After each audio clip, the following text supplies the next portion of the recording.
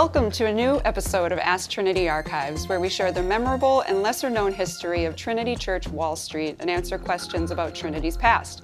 I'm Marissa Maggs, Trinity's archivist. And I'm Assistant Archivist Kathryn Hurwitz. Today's question is, who are some of Trinity's famous visitors?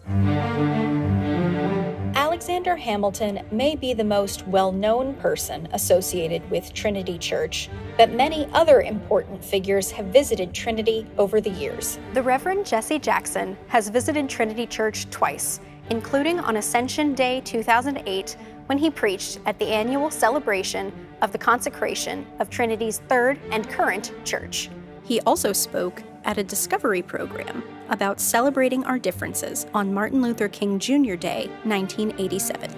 Baseball Hall of Famer Jackie Robinson visited Trinity on April 23, 1967, for the memorial service of Sir Donald Sangster, the second Prime Minister of Jamaica. Jackie Robinson attended as a representative of Governor Nelson Rockefeller. For many years, Trinity helped support the work of Archbishop Desmond Tutu. The Archbishop visited Trinity several times during his life, preaching about the effects of apartheid in South Africa, the education of young people, and reconciliation. Queen Elizabeth II and Prince Philip visited Trinity on July 9, 1976, while in the United States for the bicentennial of U.S. independence. In accordance with Trinity's original charter, wherein the church was to pay the monarch 1 peppercorn a year as rent for the church's property, the Queen was given 279 peppercorns in back rent. President George W. Bush is only the most recent in a long line of U.S. presidents who have visited Trinity and St. Paul's. James Monroe, the founding father and 5th president, was a visitor of sorts. He was married at St. Paul's Chapel in 1786, and in 1831, his funeral service was also held at St. Paul's. Though Monroe was a Virginian, his wife Elizabeth Courtwright and her family were prominent New Yorkers with ties to Trinity. During his presidency, Ulysses S. Grant attended the 1875 funeral of vestryman and controller George Templeton Strong, which took place at Trinity Church and was performed by Reverend Morgan Dix. Most of the famous visitors to St. Paul's Chapel came to attend special services of commemoration or remembrance.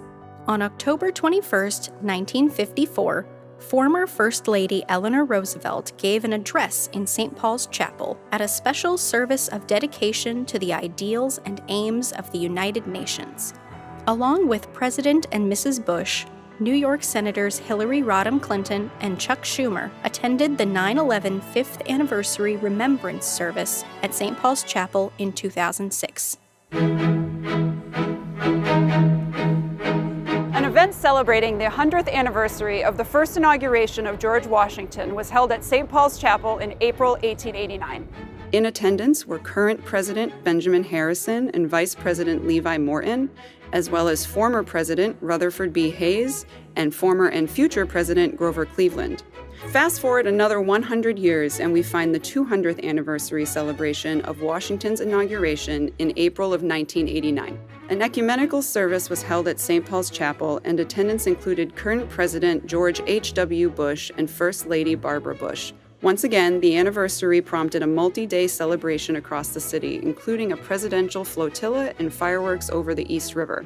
Finally, in September 1991, former President Jimmy Carter addressed United Nations dignitaries and civic leaders at an interfaith service at Trinity Church. Mr. Carter's 20-minute address highlighted the untapped potential of the United Nations and the need to marshal existing resources and work for the alleviation of suffering throughout the world.